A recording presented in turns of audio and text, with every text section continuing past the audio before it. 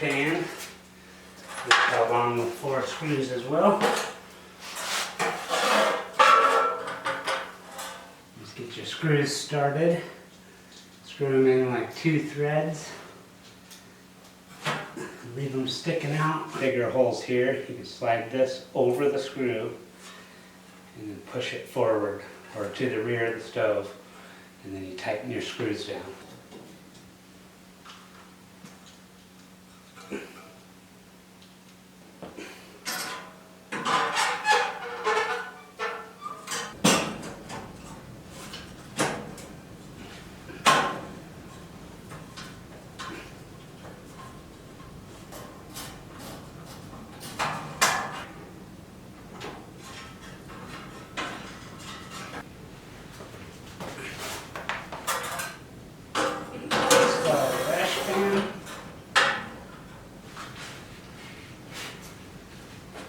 There we go, warming oven and ash pan installed.